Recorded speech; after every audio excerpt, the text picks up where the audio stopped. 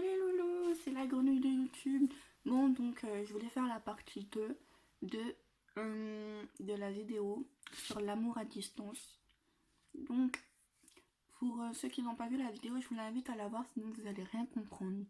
Donc, nous sommes dans la partie distance. Nous avons raconté, dans la première vidéo, nous avons parlé de la partie où nous sommes ensemble, où nous sommes en couple réel, pour les gens qui disent ça, en couple réel. Et là, je vais parler du couple à distance. Donc, le couple à distance. Première chose à savoir, c'est que c'est pas facile. Quand t'es loin de ton copain, c'est pas facile. Donc, quand tu dois repartir, déjà, moi j'ai tout le temps pleuré quand je devais repartir, j'ai tout le temps pleuré, j'ai lâché une larme à chaque fois. Deuxième chose, faut prendre sur ça quand tu repars. Parce qu'il faut te dire que tu vas le revoir, même si il y a des trucs que, par exemple, tu sais que tu vas pas le revoir tout de suite maintenant, mais tu te dis putain, je sais, je vais le revoir. Faut te dire ça, faut être positif dans la vie. Moi, je suis tout le temps positive, donc voilà, même dans les pires catastrophes. Donc, je peux pas vous dire mieux que faut être positif, faut dire, mais même si, je sais pas, même s'il y aurait eu une embrouille avant que tu partes, tu te dis, mais oui, mais c'est sûr que tu vas le revoir. Donc, voilà. Euh, Question d'embrouille. Tiens, on va partir sur les embrouilles. Quand tu t'embrouilles avec ton copain à distance, c'est déjà là, le problème, faut le régler tout de suite maintenant.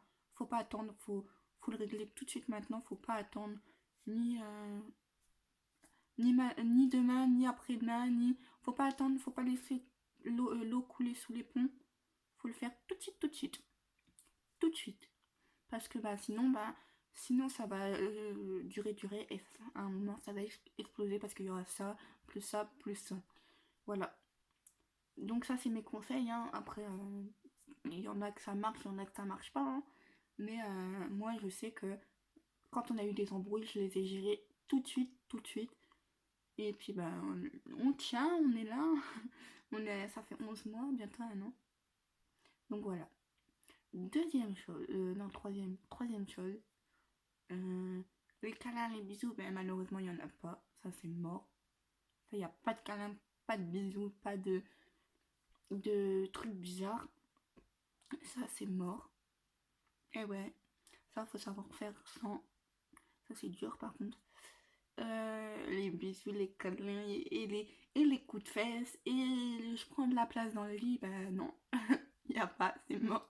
Il n'y a pas. Ah, il n'y a pas. Oh, tu prends de la place, tu me prends la couette. Hein, tu m'écrases la nuit. Ben non, il n'y a pas. Ça, il n'y a pas. Ça, il n'y a pas. Ça. Moi, pour marquer le manque, bah, pour remplacer le manque, je fais des dodo calmes et je dors en calme avec mon chéri. Donc du coup, on s'appelle en calme sur Messenger et on dort ensemble. Genre, voilà. Voilà, comme si on dormait à côté, mais on est loin. Donc voilà. Après, qu'est-ce que je peux dire? Après, il y a aussi les moments de téléphone. Donc les moments de téléphone, il faut les apprécier aussi.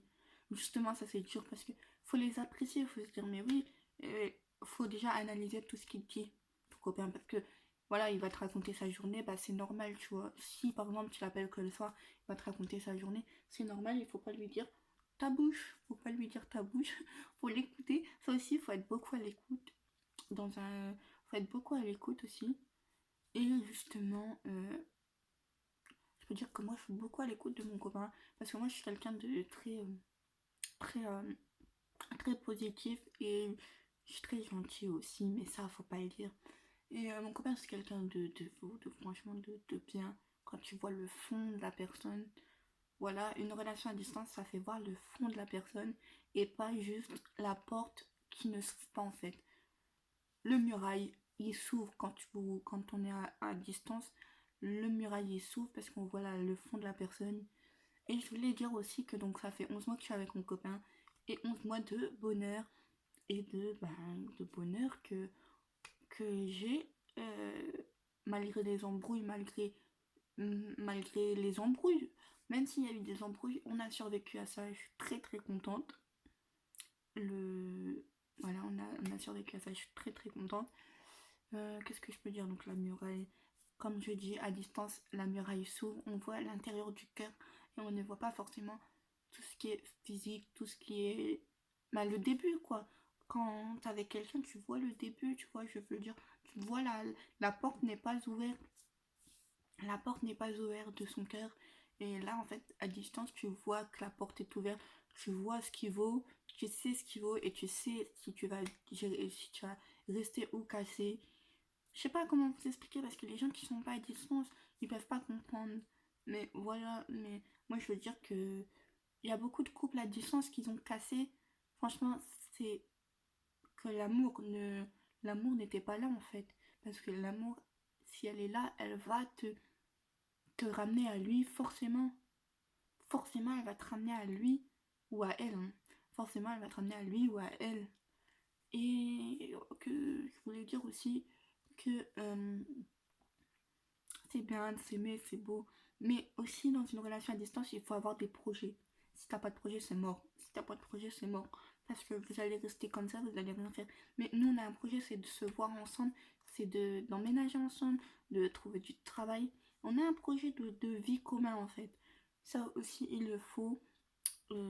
Bah, je crois que c'est bon. J'ai tout dit. Donc, merci d'avoir regardé cette vidéo. À très bientôt, les loulous. Et au revoir. À bientôt pour une autre vidéo.